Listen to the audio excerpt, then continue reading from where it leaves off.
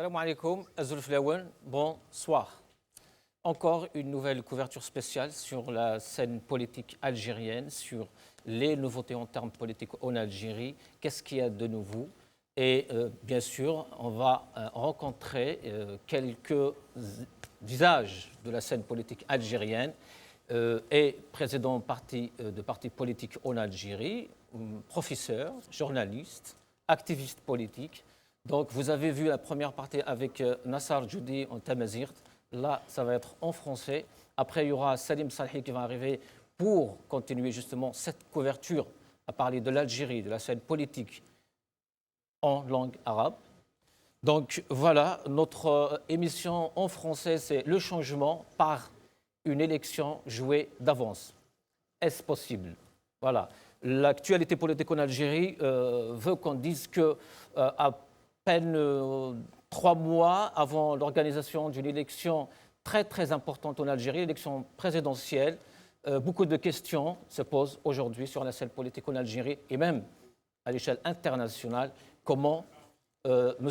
Abdelaziz Bouteflika a osé se représenter encore une fois, pour ne pas dire une 5e fois. Il y a une polémique autour même de la terminologie politique en Algérie. Est-ce qu'on parle de 5e mandat? Est-ce qu'on parle de 2e mandat? Est-ce qu'on parle de continuité? On va essayer, avec nos invités, de parler de tout ça. Et surtout, la question clé aujourd'hui, c'est est-ce que les élections en Algérie peuvent changer les choses? J'ai le plaisir d'honorer ici pour en parler, justement, de recevoir ici Mourad Dhina, du mouvement Rachid. Monsieur Dhina, bonsoir. Avec moi aussi Sofiane Djilali, président de Djil Jadid. Monsieur Sofiane Djilali, bonsoir. Bonsoir. Avec nous aussi Monsieur Ali Benouari, ex-ministre, président de l'Ouatan. Monsieur Benouari, bonsoir. Bonsoir, Cheikh Hassine. Avec nous pour la première fois sur ce plateau, Monsieur Fodel Boumala, journaliste, écrivain, intellectuel. Bonsoir. Bonsoir. Monsieur Sofiane Djilali, est-ce que les élections en Algérie peuvent changer les choses? Merci de me donner cette ouverture de débat à un moment aussi crucial et probablement dramatique pour le pays. Le système en place a en fait mené petit à petit le pays vers une impasse et cette impasse peut avoir des conséquences extrêmement lourdes. Pour les autres pays, des pays, j'allais dire, normaux, ou en tout cas qui respectent la souveraineté de leur peuple, qui respectent la parole donnée, qui respectent les urnes, on aurait dû s'acheminer vers un moment important de débat, de discuter des grands problèmes qui se posent à l'Algérie, comme ces problèmes se posent à beaucoup de pays dans le monde. Il va sans dire, les Algériens le savent, parce qu'ils sont de grands voyageurs, ils consultent par le biais d'Internet les réseaux sociaux, ils sont bien informés, ils savent que le monde est dans une période de grande turbulence, autant sur le plan sécuritaire, géostratégique, mais également sur le plan économique, financier, mais démographique, climatique. Et les enjeux sont immenses parce qu'ils vont engager le pays sur plusieurs dizaines d'années. Or, au lieu de s'occuper à affronter ce genre d'enjeux, d'ouvrir les débats, d'expliquer, de faire une pédagogie, d'essayer de mobiliser l'opinion nationale autour de grands axes de développement du pays, eh bien, le pouvoir, lui, nous propose simplement de perdurer tel qu'il est, en se cachant derrière un homme que je vais qualifier quand même parce qu'on ressent l'humiliation, il est presque vivant. Ce n'est pas un homme vivant totalement. Et ils veulent nous faire croire que cet homme-là, qui ne peut rien pour lui-même, va sauver l'Algérie. Et ça, c'est inadmissible et les Algériens sont très profondément blessés, ils sont humiliés. Et si le régime a décidé de passer outre la morale publique, la morale tout court, s'il utilise sans vergogne un homme qui est en fin de vie, juste pour rester, continuer leurs actes de prédation, les Algériens ne peuvent Ce pas n'est le pas ce qu'ils supporter. disent eux, en tout cas. Hein. Le monsieur est là, il gère, il va Ils très bien. Ils disent ce qu'ils veulent, mais les Algériens ont conscience de ce qui se passe vraiment. Donc, il m'importe peu ce qu'ils disent. Vous le savez très bien qu'ils mentent comme ils respirent, qu'ils sont prêts à tout. Donc, il n'est pas intéressant de commenter ce qu'ils disent. Voilà, mais le problème est que maintenant, on a face à face un pouvoir qui veut imposer ce 5e mandat, quoi qu'il en coûte. Et en face, il y a une résistance qui se développe, une résistance populaire. On le voit aujourd'hui, petit à petit, ça commence à bouger à l'intérieur du pays. Il faut que l'élite s'engage et se mette aux côtés du peuple. Il faut dire non à cette usurpation du destin national. On ne peut pas construire l'avenir d'un pays, d'une nation, autour du destin d'un seul homme. Voilà un peu le climat dans lequel... Monsieur Bounadhina, est-ce que c'est suffisant de dire non à ce 5e mandat ou dire non aux élections en Algérie, ou alors il faut dire non au régime algérien? Il y a vraiment un problème dans ce sens. Écoutez, tout d'abord, moi, je suis surpris de la surprise de certains.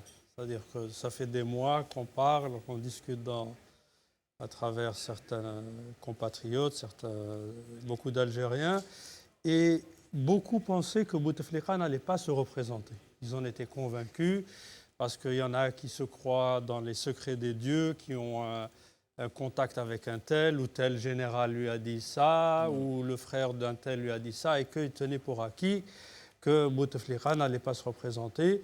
Moi, j'ai eu l'occasion de le dire avant, c'est que le signal fort qui a été donné, c'était l'été passé. L'été passé, il faut se rappeler que toute la nomenclature de l'armée, tous les chefs de région, les chefs de service sécurité ont été changés. Alors, et même ils ont présent quelques-uns parmi eux. Ils ont été tous changés, oui. Les plus importants. Et je pense que si on a une lecture avec du recul, ceci ne peut découler que de 2 scénarios possibles. Ou bien sur un plan de stratégie de défense nationale, on faisait face à des défis énormes qui imposaient de changer de cette façon-là l'ossature de l'armée nationale populaire, ou bien il y avait un calcul politique. Je ne pense pas que la première hypothèse soit défendable parce que rien ne verse à son profit. La deuxième, elle est claire. C'est la manœuvre d'une personne, alors qui à l'époque était un X, qui voulait donc s'assurer que la seule force politique organisée, je dis bien politique, organisée en Algérie, a été et demeure l'armée. Et c'est elle qui pouvait... C'est qui cette personne? J'y viens. Donc c'était ça l'énigme à l'époque. Pouvait donc s'opposer à ce que Bouteflika reste au pouvoir. Une décision ou un consensus des chefs de l'armée pouvait empêcher de Bouteflika de rester au pouvoir. Donc la manœuvre qui a été faite, c'était faire en sorte que toute la direction de l'armée soit changée, qu'elle n'ait pas le temps matériellement de faire quoi que ce soit contre Bouteflika. Un chef de région qui a été nommé en juillet ou en septembre ne peut pas avoir le temps matériel de faire quelque chose avec ses collègues et ses compères pour s'opposer. Alors, certains disaient à l'époque que c'était Bouteflika lui-même, parce que c'était lui qui prenait ces décisions, du moins d'une manière officielle. D'autres pensaient que c'était une autre personne, peut-être choisie, ou même Gaïd Salah lui-même. Je pense que l'option du 5e mandat est une constante chez Bouteflika. Je ne suis pas de ceux qui pensent qu'on l'utilise. Du moins, dans une certaine mesure, certainement. Il y a tout un clan familial, affairiste, qui profite du régime Bouteflika, qui tient à ce qu'il reste. Ça, c'est connu. Mais je pense que Bouteflika... En tout cas, c'est lui qui a désertifié la scène politique en Algérie. Oui, il l'a fait, mais je pense qu'il a un pouvoir encore de décision. Il ne faut pas dire que le monsieur est dans un fauteuil roulant, il ne décide pas. Il a un environnement politique qui a été taillé sur mesure. Il est taillé sur mesure. Et l'ironie du sort, dans son discours où il annonce sa lettre qu'on lui prête, où il annonce sa candidature, la première chose qu'il nous dit, c'est qu'il va changer la Constitution. Politiquement, on devrait dire, donc en tant que classe politique, on ne veut plus que les gens qui se permettent de changer cette Constitution reste au pouvoir. Justement, M. Fodel Boumala, Bouteflika, justement, pour justifier tout ça, le 5e mandat, il nous parle des réformes, de réconciliation nationale, encore une fois, de toucher à la Constitution, encore une fois, mais en même temps, on utilise la menace maintenant. On menace le peuple, on menace les partis politiques. Si vous bougez, eh ben, il y a des choses à faire. Alors, on a vu même Ouyahia qui a prononcé cette semaine, il a dit que l'État a prouvé qu'il peut ou qu'il est capable de maîtriser la rue. okay. Permettez-moi de définir ma position. Je ne m'inscris nullement dans une quelconque réaction quant à cette histoire de 5e mandat ou du comportement politico-sécuritaro-mafieux du régime politique en place. Moi, je m'inscris dans une perspective de dépassement du régime, parce que le régime, il est dans sa logique. Il est dans une linéarité politique de laquelle il ne pourrait sortir jusqu'à sa fin. Le plus important aujourd'hui, ce n'est pas le pouvoir. C'est la responsabilité morale et historique de toute une société parallèle, de toute une classe dite politique, de toute une élite supposée être de nature à encadrer le débat politique, à s'opposer clairement au régime politique, qui malheureusement n'a pas joué son rôle et qui continue à réagir au lieu d'agir. Et par conséquent, permettez-moi de vous dire que la notion d'élection est une notion étrangère à la nature génétique, culturelle, mentale du régime d'Alger. Et par conséquent, il n'est pas possible d'imaginer une quelconque possibilité d'un changement via l'élection, donc via un moyen démocratique, d'un régime despotique. Il y a des évidences qu'il faudrait rappeler à chaque fois. On ne peut pas changer un régime despotique aussi corrompu que le régime d'Alger par la voie démocratique. Et de un. Est-ce que cette volonté a fait anéantir un peu aussi la volonté du peuple justement d'aller vers le changement? Il n'y a pas de vox populi et par conséquent, il n'y a pas de volonté populaire. La notion de vox populi et la notion de volonté populaire ne peuvent s'exprimer que de deux manières dans l'histoire de l'humanité.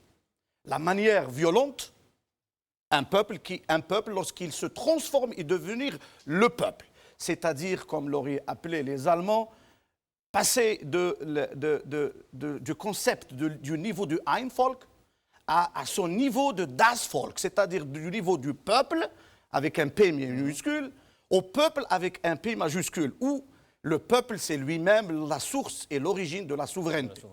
Et de l'autre côté, le peuple peut être la vox populi réelle, la voix du changement réel, dans un régime démocratique. Dans le cas de l'Algérie, nous ne sommes ni dans une phase de révolution populaire, ni dans une phase d'un régime démocratique. Et par conséquent, il faudrait réinventer le politique en Algérie.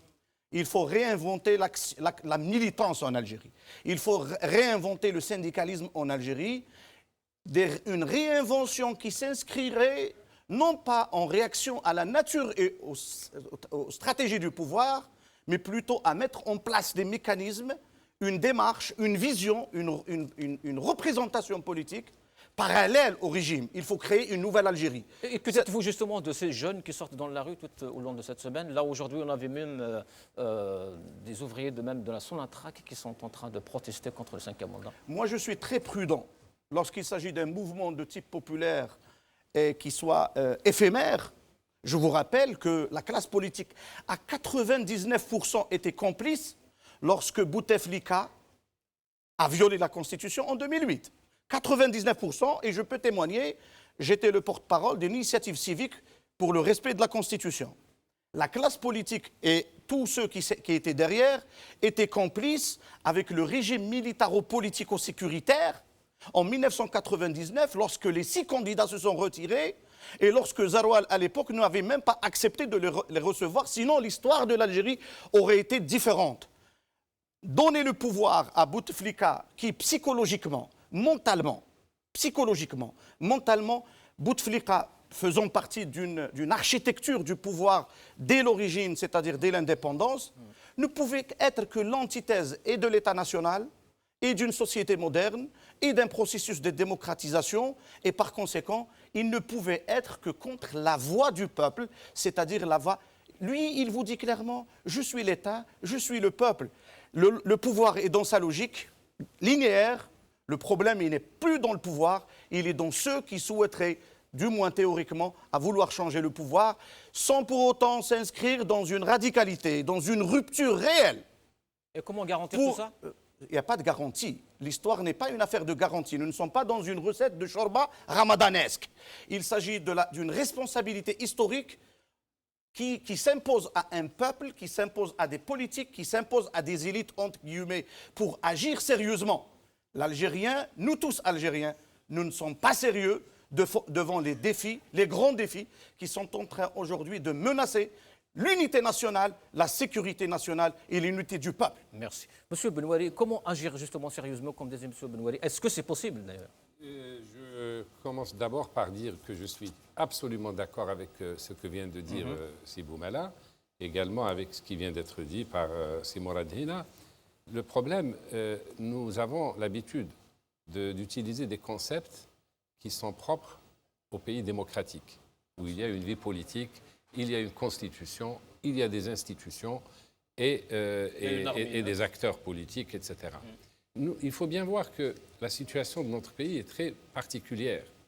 L'État algérien né de l'indépendance est dirigé de la même manière depuis 1962, ça fait 57 ans, en vertu de la légitimité révolutionnaire. Donc ce Bouteflika en est un symbole. Il était là à l'indépendance, il est toujours là. Et c'est au nom de cette légitimité révolutionnaire qu'il est dénié au peuple d'avoir voix au chapitre. C'est-à-dire, c'est nous qui avons libéré le pays. Nous gérons comme nous... Donc la nature du régime... Une petite parenthèse, M. Benouari. Si Bouteflika était élu ou désigné président en 1979... Il n'a jamais été élu. Les désigné, je dis en sens, après la disparition de Boumediene. C'est un faux problème parce que le régime, comme disait Sibou Mala, n'a pas changé de nature. Quand vous plantez un gland, il vous donne un chêne. Et ce chêne ne peut pas vous donner des pommes. Il vous donnera toujours un gland. N'est-ce pas? La question de la nature du régime se pose. Si on devait qualifier de manière très simple ce régime, c'est tout simplement, il y a un mot. Je ne l'ai pas inventé. Dictature. C'est une dictature qui exclut de fait, pas de droit, puisque nous avons en droit des institutions, une constitution, des lois, mais cet État lui-même ne respecte pas les propres lois qu'il édicte, la propre constitution qu'il élabore et qu'il fait adopter à main levée par des députés aux ordres. En réalité, rien de ce qui emprunte au concept moderne de gestion d'un État ou d'un État moderne ne s'applique dans notre pays. C'est une dictature qui est gérée, si je pouvais prendre un exemple, c'est celui d'une mafia. C'est une bande de malfaiteurs qui fait un casse. Il fait un casse et il récolte un trésor, il récolte des titres de propriété, ça peut être des casinos, et bien dans notre cas c'est Sonatrach, et son premier souci n'est pas d'associer, n'est pas de gérer comme l'État comme il... Son premier souci, c'est d'exclure des bandes rivales du territoire qu'elle contrôle. Les bandes rivales, c'est les partis politiques, considérés comme potentiellement dangereux, susceptibles de lui ravir ce qu'elle a confisqué, ce qu'elle a volé, et de recruter des hommes de main. Et ces hommes de main, c'est l'armée, la police, la gendarmerie.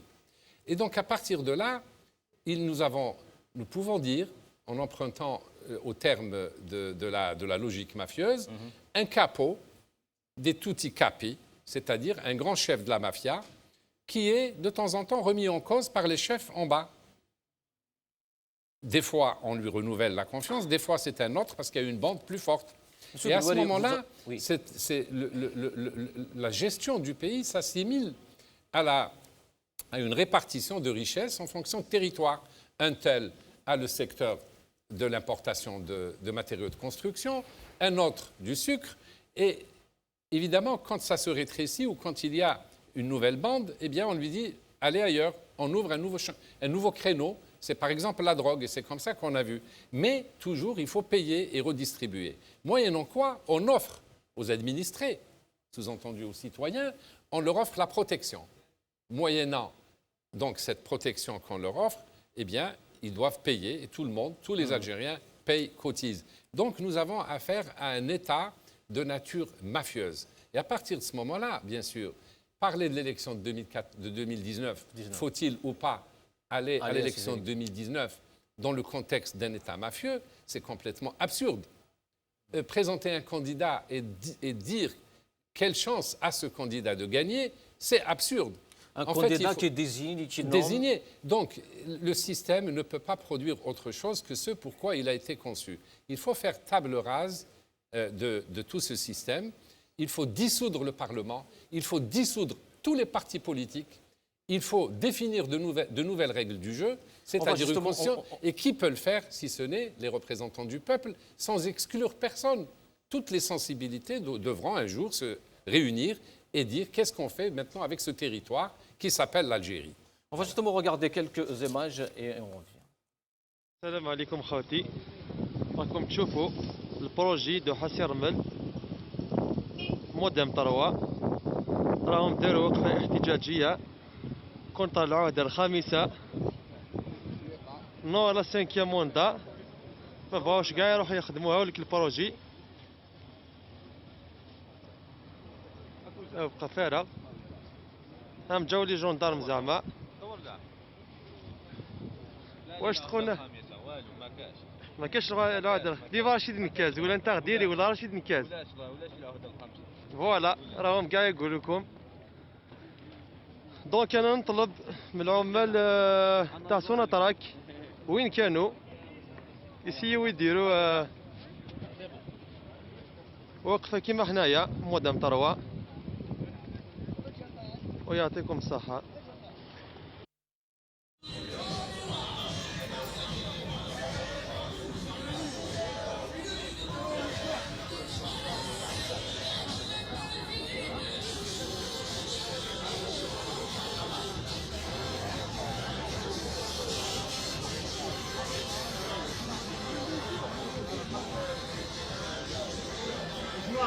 تعاود هزها تعاود هز برك.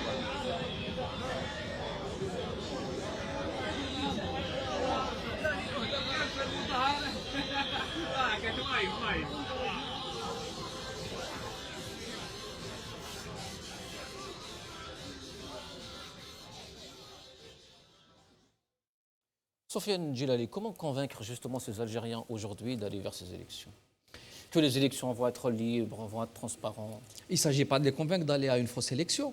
Il s'agit au contraire de les convaincre qu'il faut réagir. Et moi, justement, ils ne veulent pas y aller, les Algériens. Pourquoi ils font tout ça? Le régime, justement, ne veut pas comprendre ça. Le régime, il est dans sa propre logique. Et je crois que vraiment, il faut mettre de côté ce que veut le régime. Maintenant, il faut se poser la question, qu'est-ce que veulent les Algériens? C'est ça qui est important. Vous êtes là justement pour nous le dire, autant que président de parti politique. Je tiens à saluer ces Algériens qui, depuis l'annonce de ce 5e mandat, sont en train de réagir. Ce sont des jeunes dans plusieurs wilayas du pays.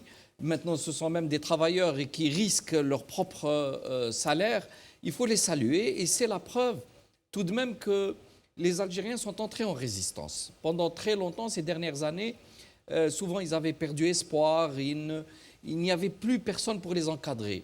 Mais il faut reconnaître aussi, malgré tous ces défauts, l'opposition, avec ses différents démembrements, quels que soient les programmes, quelles que soient les figures qui défendent l'opposition, mais n'empêche qu'elle a fait un travail remarquable. Depuis des années, elle a fait prendre conscience aux Algériens les dangers qui nous attendent, leur a fait expliquer ce qu'est le système, les a souvent décomplexés pour qu'ils réagissent.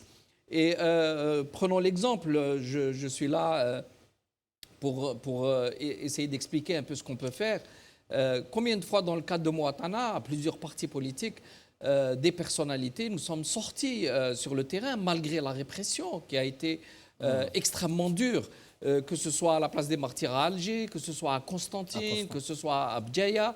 Et combien d'autres fois on avait boycotté les fausses élections législatives, les fausses élections locales. Il faut tenir face à ce pouvoir. Et je pense que petit à petit, ça fait un acte pédagogique.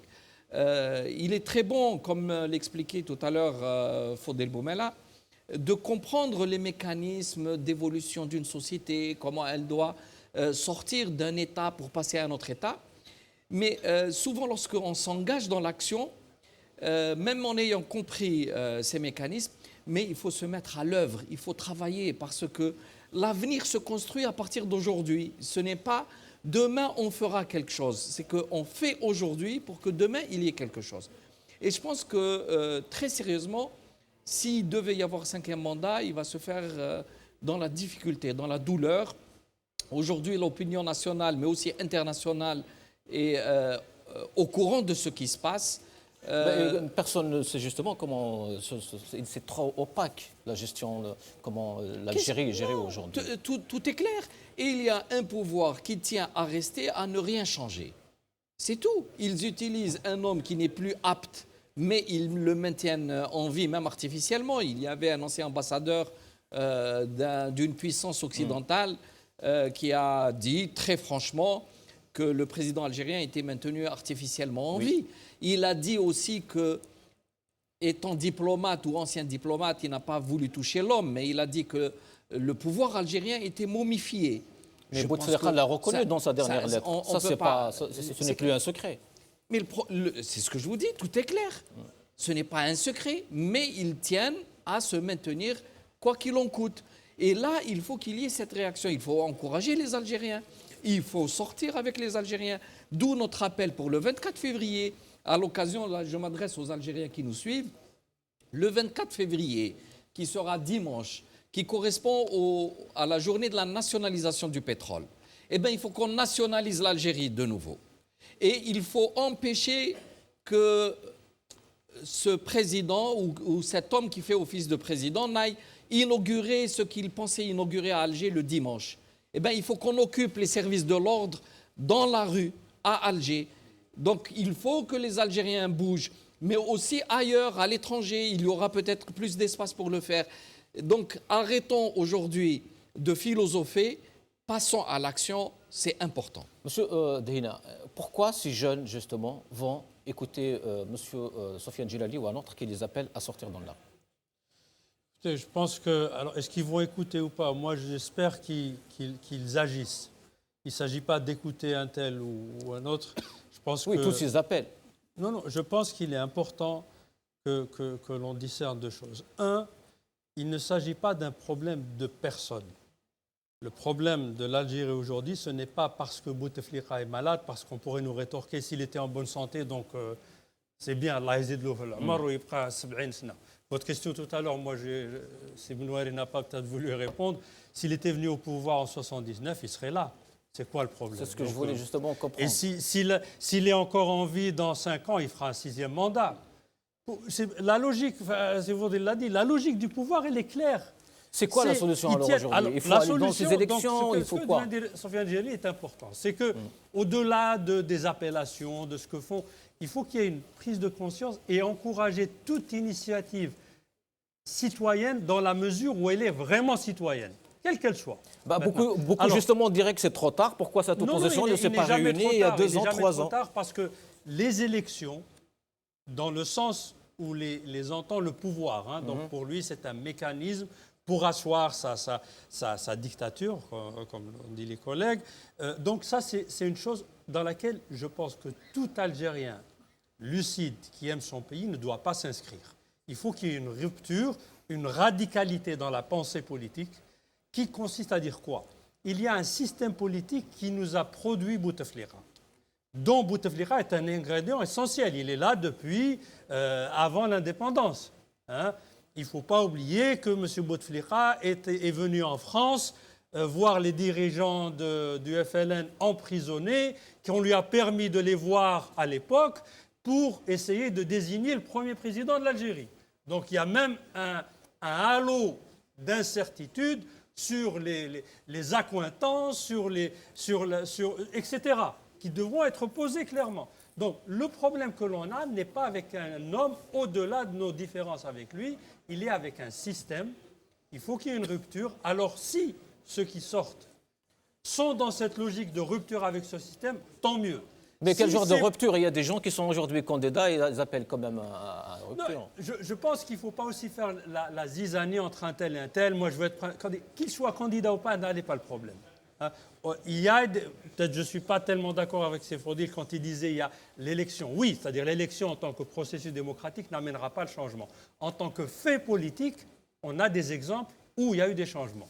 Au Chili, Pinochet a essayé de faire passer une loi, il y a eu une campagne, l'opposition s'est mobilisée et elle l'a bloqué. Elle lui a fait perdre des élections, il ne pouvait plus faire agir. Mais c'était une opposition organisée sur une société civile, des syndicats, des intellectuels qui ont bougé. Donc l'événement que veut organiser le pouvoir peut être l'occasion de faire quelque chose, mais pas dans l'optique d'élection telle que le conçoivent le pouvoir. C'est-à-dire qu'il faut cette radicalité politique, cette rupture avec le système en place, que des gens bougent, c'est bien, mais il faut maintenant que, je suis tout à fait avec Sofiane quand il dit, maintenant il faut agir.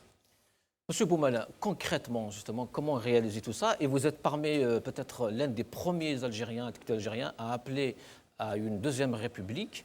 Est-ce que c'est toujours votre opinion là-dessus? Et comment, surtout? Tout d'abord, il faudrait reconnaître et dire que la notion de constituante et de deuxième république a été à l'origine une idée du FFS en 1963, mais qui n'a pas fait son long chemin. Et il se trouve que la situation aujourd'hui du pays, elle est plus complexe, malgré ce que nous avions vécu en 1963, comme il faudrait rappeler que l'Algérie a connu toutes les formes de l'opposition, entre guillemets, même si le concept d'opposition renvoie au système démocratique. L'Algérie a connu différentes résistances, toutes les formes d'organisation, organisation clandestine, à l'intérieur, à l'extérieur, partis politiques, groupuscules, individus, mouvements armés. L'Algérie a connu toutes ces formes. Il est nécessaire aujourd'hui, peut-être, de faire une autocritique de l'expérience de l'opposition en Algérie. On a toujours mis l'accent sur l'expérience du pouvoir, mais on a oublié de faire une autocritique, chose naturelle, chose normale, chose nécessaire. Il est nécessaire de faire. Pourquoi a-t-on, avec tous ceux qui nous ont précédés, des géants, des gens éclairés, des gens qui avaient leur expérience pendant le mouvement national, la guerre de libération nationale, qui étaient des figures emblématiques, etc., qui incarnaient un projet, une vision de ce que devait être l'Algérie, déjà à l'indépendance. Il faut rappeler que les quelques chefs historiques qui sont restés en vie après l'indépendance sont passés immédiatement dans l'opposition. Alors, qu'y a-t-il lieu de faire aujourd'hui?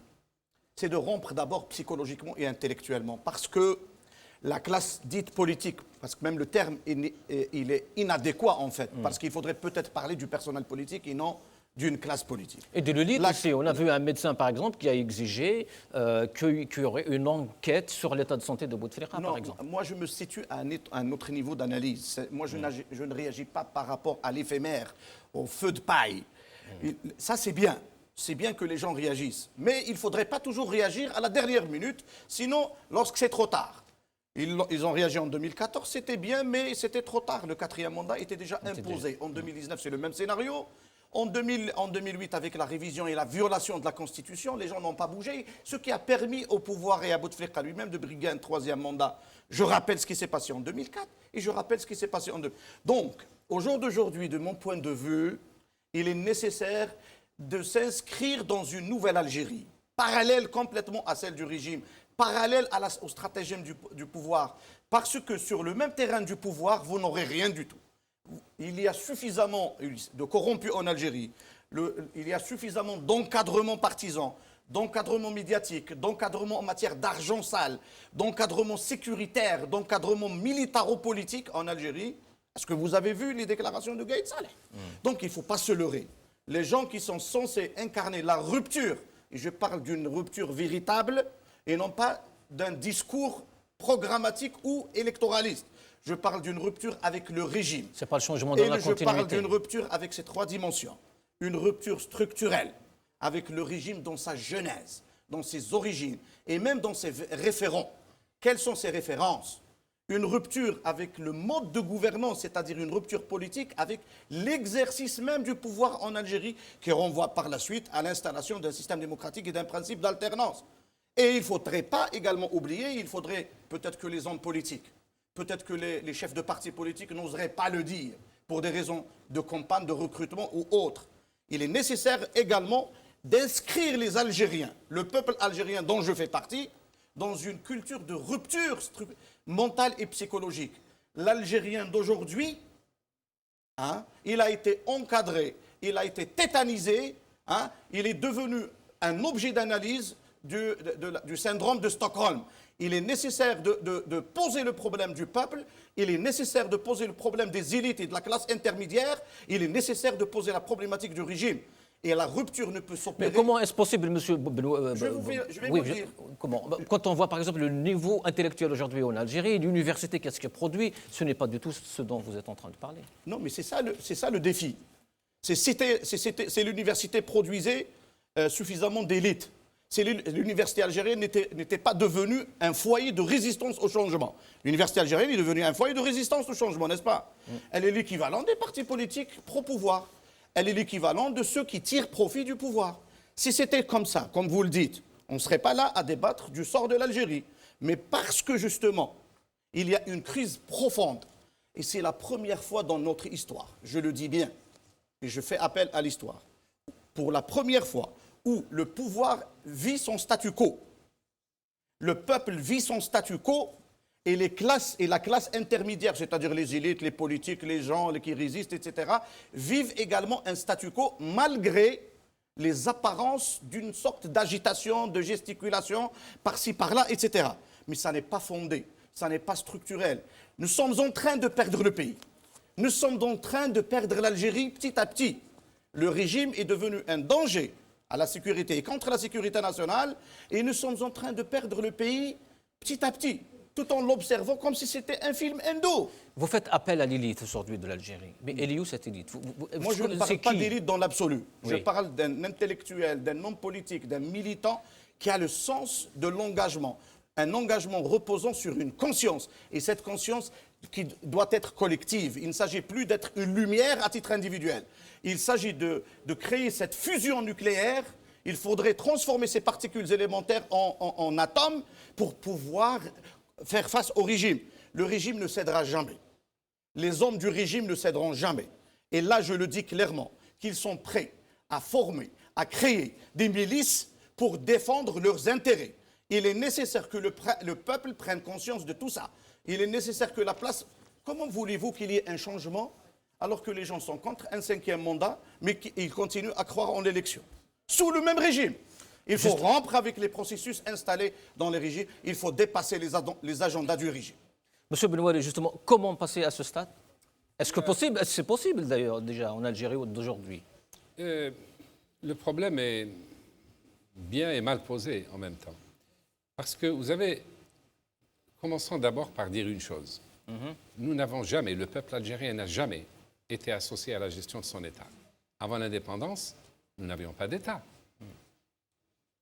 Le peuple algérien n'a aucune expérience de la gestion d'un État. L'indépendance a été confisquée par la mafia que nous connaissons à l'indépendance, d'essence militaire, qui a imposé son pouvoir, qui s'est accaparé de ses richesses, qui s'est enrichi grassement en maintenant le peuple dans un état de survie. Et quand on a eu beaucoup d'argent, on a eu 1000 milliards de dollars en 20 ans, eh bien cet argent a servi à acheter la paix sociale, donc on a donné les moyens aux gens de survivre, de vivre relativement mieux qu'avant, et puis ça a servi à créer une oligarchie semblable à l'oligarchie russe, c'est-à-dire qui a détourné près de 200 milliards de dollars, selon mes propres estimations, et qui a un appareil militaire encore plus puissant qu'avant. Face à cela, il y a des élites, on les a décrites, comme on a pu, comme M. Boumala, qui valent ce qu'elles valent, Mais un autre Algérien lambda, M. Benouari, pourrait vous dire que Bouteflika, il a écarté quand même. C'est vrai qu'il y a les oligarques, mais il a écarté des généraux, il a écarté plein de. Mais on ne peut pas passer sous silence la responsabilité du peuple. Parce que ce peuple, d'abord, il n'a pas l'expérience, il n'a jamais été encore une fois associé à la gestion de son pays, de son État. Ensuite, il a cherché à survivre, on lui a donné de quoi survivre. Il s'est créé. Et en 88, ce n'était pas une révolution? Alors, dans les années 90, le peuple a essayé de sortir, a essayé de. Et puis, troisièmement, la seule fois où ce peuple a cherché à prendre son destin en main, il y a eu un coup d'État, c'est le fameux coup d'État de janvier 1992, et il s'en est suivi une guerre civile tellement atroce et tellement horrible que ça a vacciné le peuple pendant 20-30 ans. Peut-être qu'on arrive aujourd'hui au terme de cette période de il y a des gens qui ont trahi le peuple alors, parce que M. Boumana parlait de ça. Bien sûr. C'est que dans les années 90, les gens ils ont soutenu justement le gouvernement en place. Il faut qu'on se dise la vérité.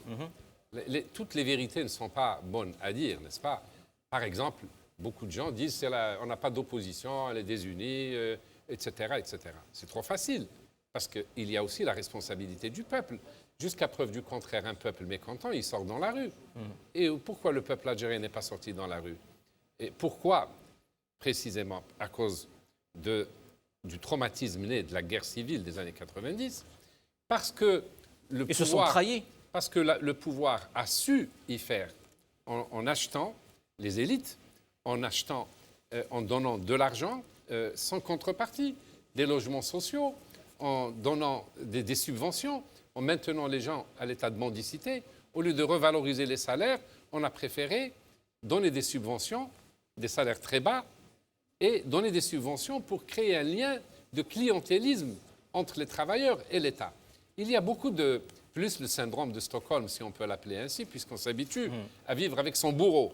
Et quelquefois même, on se dit, mais ce bourreau, il est quand même... Mais est-ce qu'il y a ce problème de trahison ou pas? Est-ce que le peuple ne se sentait pas trahi par la classe politique, par les leaders politiques, par l'élite politique? Non, rien. C'est le moment. C'est pour ça que je parlais de vérité à dire. Rien ne peut dédouaner le peuple. Même quand on parle des élites, c'est quoi les élites? Elles sont issues du peuple. Les peuples n'ont qu'à produire des élites. Dans leur quartier, à l'université, dans leur entreprise. Non, il ne faut pas dédouaner le peuple, mais en même temps, il ne faut pas l'accabler outre mesure. En réalité, on peut dire, si on voulait paraphraser Karl Marx, les problèmes ne se posent que là où les conditions objectives sont réunies pour résoudre ce problème. Eh bien, on peut dire que les conditions objectives pour que le peuple descende dans la rue ne se sont pas trouvés réunis, entre autres aussi pour la raison du traumatisme dont je parlais. Mais d'ici 2-3 ans, arrêtons de penser à l'instant présent, l'élection de 2019. Essayons de nous projeter simplement sur ce qui va se passer dans 2-3 ans. Et là, on prend les chiffres du gouvernement. D'ici 2021, l'Algérie aura produit 10 000 milliards de dinars sans contrepartie, soit 2 fois plus de dinars qu'on a fabriqué depuis l'indépendance, et l'Algérie se retrouvera sans $1 en caisse, alors qu'elle aura besoin de 30 à 40 milliards de dollars chaque année. Elle ne trouvera pas 5 milliards de dollars sur les marchés financiers, y compris le FMI et les institutions multilatérales. Ils ne pourront plus acheter la paix sociale. Ce qui va se passer. Non, mais donnons-nous rendez-vous à ce moment-là, puisqu'on parle de responsabilité du peuple et des élites. Ce qui va se passer en 2021, j'ai presque envie de dire, laissons le pouvoir actuel continuer à gérer le pays. Ne cherchons surtout pas à nous associer à cette gestion, parce qu'il sait, ce pouvoir, que dans 2-3 ans, le pays sera par terre et que le peuple se révoltera contre lui. Le peuple qui n'a jamais voulu descendre, eh bien, il descendra quand il n'aura plus rien à manger, quand il ne pourra pas se soigner, quand il ne pourra plus se chauffer, ni s'éclairer. C'est ce qui va arriver en 2021. D'ici 2021, ça peut s'accélérer, bien entendu. Et à ce moment-là, on reparlera des élites, on reparlera du peuple, on reparlera de la rue, etc. Justement, M. Sofiane Djilali, comment sauver ce peuple? Parce que là, le constat, il est amer.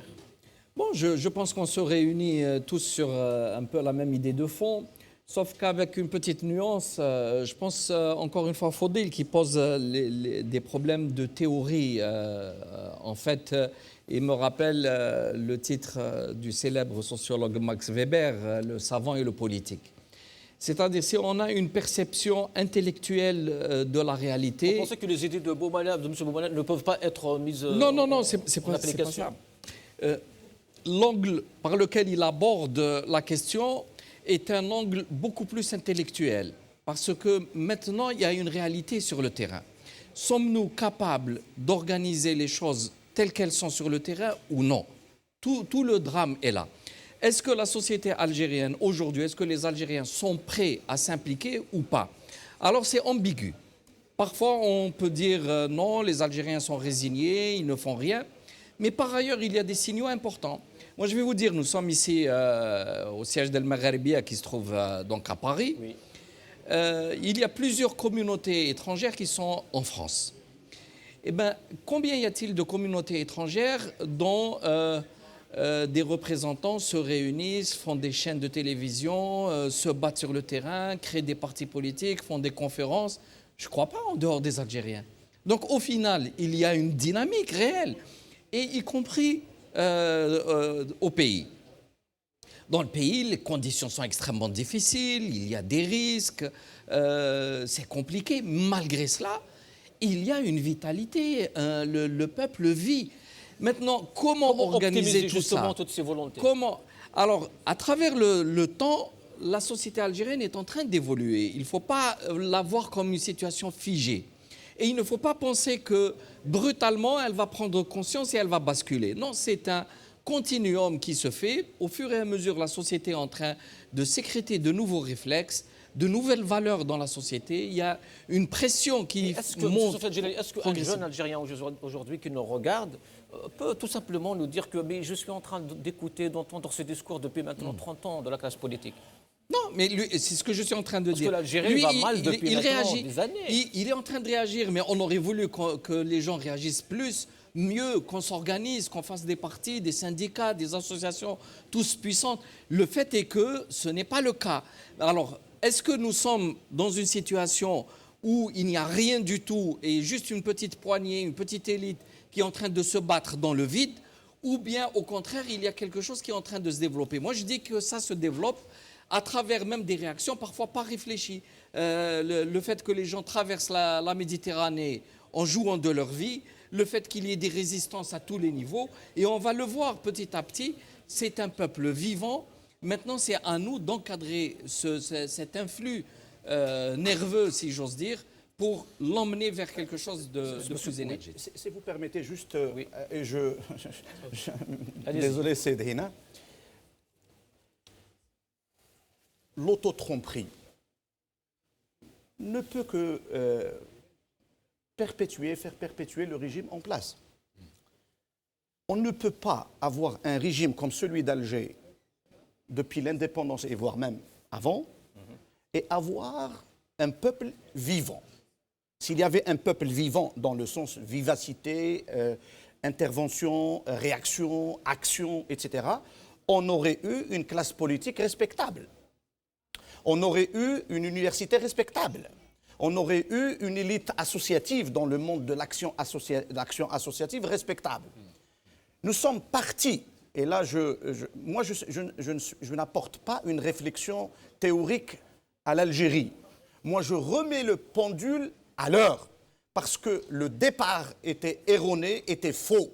Nous sommes partis en Algérie d'un certain nombre de postulats que même les politiques d'aujourd'hui, aussi bien du pouvoir que de la dite opposition, sont en train de reproduire et de répercuter et d'empoisonner la société avec, l'ensemble du peuple avec. On est parti d'un postulat, d'un axiome, que nous sommes un État. S'il y avait un État en Algérie, le problème ne serait jamais posé de cette manière. Et on part du principe que nous sommes une société. S'il y avait réellement une société, on ne se serait jamais mis dans une telle situation d'impasse comme celle d'aujourd'hui. S'il y avait une république, s'il y avait une constitution, s'il y avait une élite, l'Algérie d'aujourd'hui, depuis 89, pour ne reprendre que cette expérience 89-2019, c'est-à-dire une trentaine d'années, en matière de classe politique, il est nécessaire de faire notre propre autocritique, n'est même pas au niveau de mouvement élitaire, du mouvement national 1926-1954. Nous avons régressé par rapport à nous-mêmes. L'Algérie a régressé par rapport à son parcours historique. L'Algérie ne produit plus parce qu'il y a un travail de sape, un travail d'anthrax, de destruction massive opérée par le pouvoir en place. Comment peut-on résister aujourd'hui? Est-ce qu'en s'inscrivant dans les agendas du pouvoir, en s'inscrivant dans les logiques du pouvoir et en reproduisant les mêmes schémas, ou bien en rompant, ou bien en créant un temps de rupture et construire l'Algérie sur des vérités? La vérité de ce que doit être un État moderne, la vérité de ce que doit être une citoyenneté, la vérité de ce que doit être une élite, de ce que doit être une économie. Il a parlé tout à l'heure de chiffres. C'est une affaire de chiffres, c'est une affaire de finances, mais pas une affaire d'économie. L'Algérie n'a pas de république, l'Algérie n'a pas d'État, l'Algérie n'a pas d'économie, l'Algérie n'a pas de justice, l'Algérie n'a pas, même pas un système politique. Même le système politique est révolu dans le cas de l'Algérie. On n'est même pas au niveau, et excusez-moi de l'expression, on est en Algérie même pas au niveau d'une dictature. Parce qu'on peut étudier les expériences dictatoriales à travers le monde, le Cuba, la Corée du Sud, l'Espagne, toutes les expériences du monde qui étaient sous des dictatures, mais les dictateurs avaient une vision de leur pays, avaient des projets, même si les libertés n'étaient pas respectées, etc. Nous sommes en deçà C'est pour ça que je de la parlais nature logique, même des régimes. de logique de mafia. Parce que Exact. quand on dit dictature, on pense pouvoir. Pouvoir, donc, avec un jeu politique, des acteurs Mais politiques. une fois qu'on a dit ça, Oui. qu'est-ce qu'on fait? C'est ça. Voilà, on est là. Voilà, Je ça allait voulais être ma qu'on dernière passe. question Voilà, justement à le mode M. Dehena. opératoire. Je voulais qu'on passe. Justement, monsieur Dehena, justement, Qu'est-ce qu'on je voulais fait vous poser cette question. Bon, on parle de la ruine de l'Algérie, ça y est, de la faillite, de la banqueroute, mais c'est quoi la solution? Est-ce qu'on peut espérer quand même un changement, une ouverture? Ben, justement, le défi qui Et comment? qui Pas est par les devant élections, nous, comme vous l'avez bien exprimé. Est-ce que nous dit, en qualifiant ce nous comme étant les Algériens, pouvons rebondir? Et même vous, autant qu'en achète, vous avez publié un communiqué à une semaine, oui. vous êtes contre les élections, c'est quoi la On n'est solution? pas contre les élections, on est pour les élections, mais je suis tout à fait avec... Oui, voilà, oui, on oui. n'a pas d'élections, Vous c'est ça le rejetez problème. tout, mais c'est quoi la solution? On rejette la farce Voilà, vous du rejetez. système en place. Oui, vous proposez quoi? Voilà. Alors, ce qu'on veut dire, les choses peuvent être très concrètes et peuvent aller vite, parce qu'il y a des expériences dans l'histoire. L'histoire récente, l'histoire contemporaine, l'histoire moins récente. Il y a toujours des points d'inflexion qui peuvent survenir dans l'histoire d'une nation. Mais il faudrait encore que les gens... Ça peut être une simple réunion dans un lieu symbolique d'un pays. Les gens peuvent avoir un pacte entre eux, se dire les choses, avoir un esprit de rupture. Donc, pour faire une petite synergie, parce que je vois que Sofiane Djalali, il dit qu'on doit agir. Il a raison. Mais en même temps, on doit agir avec réflexion, avec sagesse. Moi, je pense qu'il y a un élément central. Surtout pour le téléspectateur, il faut lui dire comment. Exactement. Et il attend cette réponse. Le point central, c'est que ce qui nous manque aujourd'hui, c'est l'esprit de militant et d'organisation. Comment redonner ce sentiment à l'Algérien d'aujourd'hui? Il faut dire aux Algériens qu'il faut d'abord qu'ils se parlent entre eux, qu'ils se réunissent, qu'ils engagent des actions communes, qu'ils s'entraident entre eux et qu'ils oublient. Là, je suis tout à fait d'accord avec Fodli. Il faut qu'ils oublient ce régime, qu'ils en fassent abstraction pour agir. Donc après, l'action en elle-même, elle doit s'inscrire dans une stratégie, parce que sinon on fait du verbiage, on fait de l'activisme. Il faut qu'on discute ensemble pour dire, voilà, il faut changer fondamentalement ce régime. Nous allons le faire, nous assumons cette responsabilité. Et aussi, le terme de rupture, c'est qu'il ne faut pas qu'il y ait un doute que moi, je sois encore, aux yeux de Ali Ben Ouali, par exemple, lié à une certaine frange de ce régime. Merci, C'est un M. point central. Dehena. On arrive à la fin de cette émission. Oui, vous avez posé la bonne question, la plus importante peut-être. Oui, et comment? Comme Sofiane Djalali l'a répété également.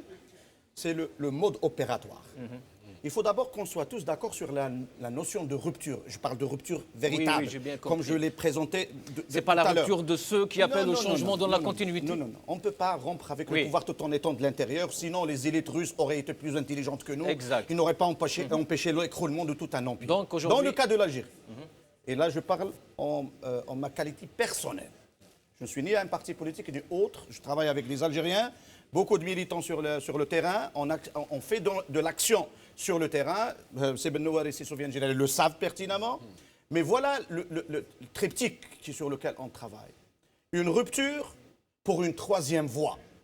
Voilà l'idée principale. Une troisième voie reposant... Celle de Une troisième voie qui ne s'inscrirait ni dans les logiques et les agendas du régime en place, ni également dans cette culture d'accompagnement conduite par les partis politiques et le monde associatif, etc., qui est l'émanation d'un mouvement historique qui a été le résultat des événements d'octobre 88, c'est-à-dire ceux qui sont nés en 89, etc. Donc, cette troisième voie qui est nécessaire pour les Algériens et qui s'inscrit dans le dépassement et du régime et des statu quo qu'il a produit. C'est cet accompagnement. C'est la nouvelle génération. Non, il s'agit c'est cette génération. de nouvelles idées. Pardon. On doit finir. 3 secondes. Je termine sur cette histoire et je lui laisse la parole. Ouais. Troisième voie, rupture, une deuxième république, une assemblée constituante, mettre en place les mécanismes d'une véritable république, d'un état de droit, accompagner pour la première fois la naissance de l'état moderne en Algérie, accompagné pour la première fois dans l'esprit d'une constitutionnalité sérieuse pour mettre en place les mécanismes d'un État moderne. Oui. Ce travail ne pourrait être fait ni par le régime, ni par l'armée, je le dis bien, ni par le régime, parce que une classe politique qui croit toujours en le rôle de l'armée, qu'elle pourrait être le conducteur d'un changement. L'armée algérienne, de par son histoire, n'a jamais été une armée républicaine. C'est-à-dire qu'elle n'a jamais cru en l'esprit institutionnel. C'est pour cela que notre armée est restée une somme de forces armées, mais pas une institution. L'institution incarne l'esprit démocratique, pas l'esprit despotique. Merci, M. Boumala. Merci, M. Ali 5 Benouari. secondes. Oui, M. Jilani. Pour agir, le 24, dimanche 24 février, il faut que les Algériens nous donnent les moyens pour qu'on lutte contre ce pouvoir. Si vous êtes à côté de nous, on peut changer. Si vous restez chez vous, on ne peut rien faire. Merci, M. Sofiane Djelali. Merci, Mourad Dena. Ce débat continue justement avec d'autres invités dans quelques instants. Merci d'être avec nous. Au revoir.